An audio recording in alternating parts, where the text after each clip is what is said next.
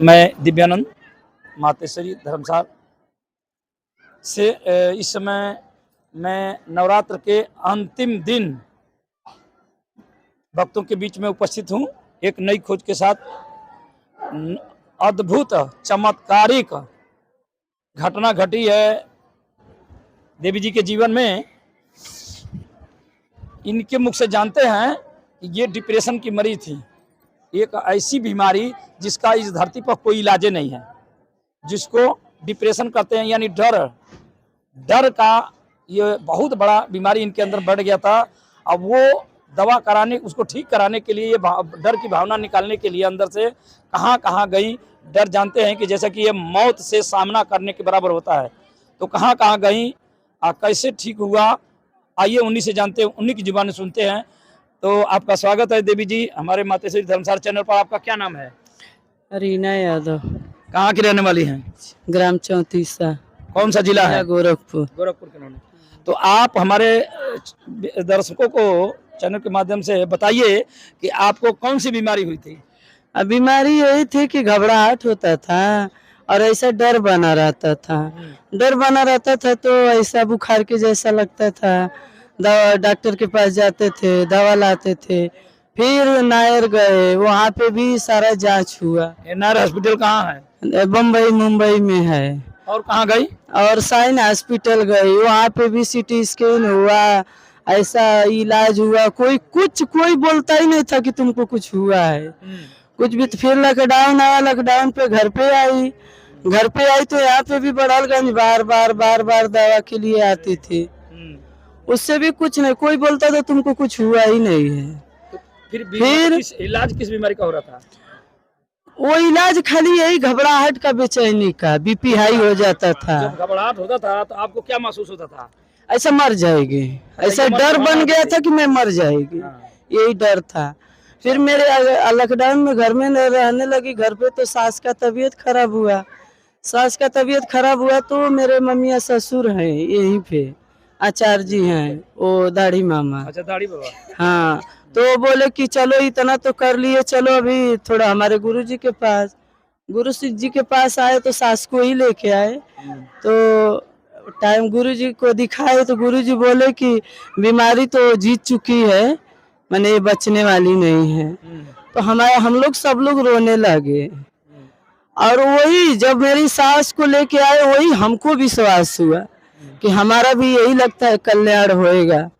मैं आने लगी, भाग के आती थी, मेरे गुरुजी यही बोलते थे, आपको कुछ नहीं हुआ है, आपको कुछ होएगा भी नहीं, आप 100 साल तक जिएंगे, आपको कुछ नहीं। और वही चीज आज हमको गुरुजी का आशीर्वाद है कि मैं एकदम ठीक हूँ। मैं 1 रुपए का दवा नहीं खाती हूँ। बीपी का दवा तो मेरा पूरा छूट गया, कभी नहीं खाती हूँ। नहीं तो बम्बई थी तो मैं 5-6 साल बीपी का दवा खा के एकदम घबरा गई थी। तब से आज तक मैं बीपी का, हार्ट का, कुछ का दवा नहीं खाती हूँ। और एकदम मैं गुरुजी के चरण में सुखी हूँ, शांति है, हमारा परिवार भी शांति है। नहीं तो हम सोखा को 3,000 दो, 5,000 दो, बांध देंगे, ये कर देंगे। हमारा पूरा हाल बिगड़ गया था सोखा लोग से और डॉक्टर लोग से। मैं ये बोलती थी सब कुछ छोड़ दीजिए, मुझे ही छोड़ दीजिए, मैं एक दिन मरना है तो मर ही जाएगी। लेकिन अब ये सहन नहीं हो रहा है, पैसा दे के हम लोग तंग हो गए थे। आज गुरुजी की कृपा है कि हम सब कुछ खाते पीते, सब कुछ हर जगह जाती हूँ आती हूँ, हमको कोई डर नहीं है, हमको कोई भय नहीं है। हमारे गुरुजी का कृपा सबके ऊपर पड़ गया है, बाल बच्चे परिवार सब सुखी है। तो जो डर की भावना आपके अंदर बैठी थी कि अब मैं मरी तब मरी, नहीं जिंदा रह पाऊंगी, तो उसका क्या हुआ? खत्म हो गया है, उससे निकल गई, मतलब ठीक हो गई? नहीं तो एक कोई बात करता था ना, वहाँ कोई मर गया है, अभी मैं वहाँ पे मरना सुनती थी तो लगता था मैं ही मर गई। अच्छा, ऐसा महसूस होता? ऐसा ही क्या ये आपकी धर्मपत्नी ये बात जो कर रही है, क्या ये सच है? जी, सब सही बात है। आप इनके पति हैं? जी। तो ये जो बातें कर रही हैं अपनी बीमारी के विषय में, सदगुरु की महिमा के विषय में, तो क्या ये सत्य है? हाँ, 100% सत्य है। तो अपना कुछ अनुभव बताइए, क्या ये ठीक हो गई हैं? आप कहाँ कहाँ परेशान हुए इनको लेकर के? इनको लेके कितना बहुत ज्यादा परेशान हुआ था, लेकिन अभी गुरु जी के कृपा से सब सही हो गया है, एकदम से ठीक है। जी। और पहले पहले बहुत परेशान थे हम लोग। अरे हम लोग जिंदगी उसी में निकाले हैं, खाली झाड़ फूक अच्छा, एकदम हमारा हालत अच्छा, तो खराब ठीक हो है। गया। तो अब तो आप ठीक है, अब कोई बात नहीं है। नहीं अभी हमको तो सबका हमारे भला मातेश्वरी नहीं धर्मसार दीजिए। चैनल के लिए जैसे आप ठीक हुई हैं वैसे सबका भला हो, मैं भी यही बोलती हूँ। जी सबको विश्वास हो गुरुजी पे, जी। जो गुरुजी कर सकते हैं ना वो सोखा कभी नहीं कर सकता है, वो कर ही नहीं सकता है, घर बर्बाद कर देगा लेकिन अपना जिंदगी नहीं संवार सकता है वो। लेकिन गुरुजी के चरण में आ गए ना तो सब संवर गया, हमारा संवर गया। तो हम तो सबको यही बोलेंगे, बहन को, भैया को, सबको, कि एक बार विश्वास कर लेंगे ना उनका जिंदगी एकदम संवर गया। सोखा कमती हमको बर्बाद नहीं किया है, बहुत किया है। बम्बई में ही, यहाँ का तो बात ही छोड़िए, यहाँ तो रात को दौड़ते थे हमारे घर वाले। सोखा के बीच में लाख रुपया से ऊपर हो गया, खाली लॉकडाउन में बम्बई में। और दवा के पीछे तो 3-4 लाख उधर हो गया। कितना पैसा बर्बाद हुआ? 3-4 लाख बोले हम। हाँ, और घड़ी रोज हमारे घर वाले सोखा के पास जाते थे, एक दिन की बात नहीं है, 10 दिन जाते थे सोखा के पास। आप तो ठीक है ना? हाँ, अब एकदम। तो हमारा माँ, हमारे गुरुजी एकदम, हम खुशी खुशी आते हैं, खुशी खुशी जाते हैं। आपकी मुस्कुराहट बता रही है कि आप पर गुरु कृपा है, आप एकदम मस्त हैं। हमारे गुरुजी को बहुत अटल विश्वास है कि मैं अपना जिम्मेवारी लेती हूँ कि मैं जब से आई हूँ ना, मैं एकदम खुशी खुशी जिंदगी बिता रही हूँ। तो जैसा कि आप देख रहे हैं, इनकी खुशी का कोई पारा उगारा नहीं है।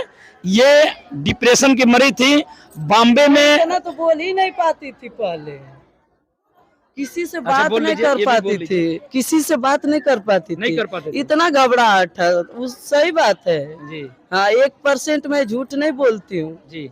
इतना गुरुजी की कृपा है ना कि झूठ शब्द तो हम लोग धारण करते ही नहीं है। लेकिन ये सामने इतना लोग देखती थी तो मैं घबरा जाती थी, घर में जाके बैठ जाती थी।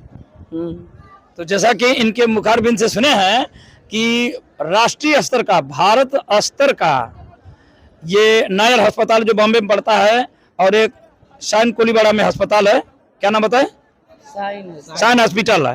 वो बहुत बड़ा, एशिया का सबसे बड़ा अस्पताल है, मुझे जहाँ तक जानकारी है। फिर भी वहाँ के डॉक्टरों ने जो इनको डर था अंदर का, इस समय वैज्ञानिक युग चल रहा है, हर बीमारियों का शोध चल रहा है, नए नए आविष्कार हो रहे हैं, दवाओं का, रिसर्च का चल रहा है। फिर भी इनका वो डर नहीं निकल पाया इनके अंदर से, जो मौत का साया हमेशा बना रहता था, वो डर, अब उसके साए में जीती थी। दोनों पति पत्नी बर्बाद हो रहे थे, लेकिन सदगुरु चरण में आने के बाद गुरुजी कहे आपको कुछ नहीं होगा, न कुछ होने देंगे, आप ठीक हो जाएंगी। और माता रानी के दरबार में आते जाते रहिए, मतलब आती जाती रही, और ये ठीक हो गई, आपके सामने उपस्थित है। तो हम यही कहेंगे कि आप भी एक बार मातेश्वरी परिवार में, जो अंतर्राष्ट्रीय मातेश्वरी महाधाम है, यहाँ पर आइए और भक्तों से मिलिए, इनसे बातें करिए और उससे पूछिए कि आप यहाँ क्यों आ रहे हैं, आपका क्या फायदा हुआ, यहाँ आने से क्या संकट कटा है, तो आपको पता लगेगा। एक बार अवश्य आइए। इन्हीं सब निवेदन के साथ मैं दिव्यानंद मातेश्वरी धर्मशाला चैनल के लिए जय माता की।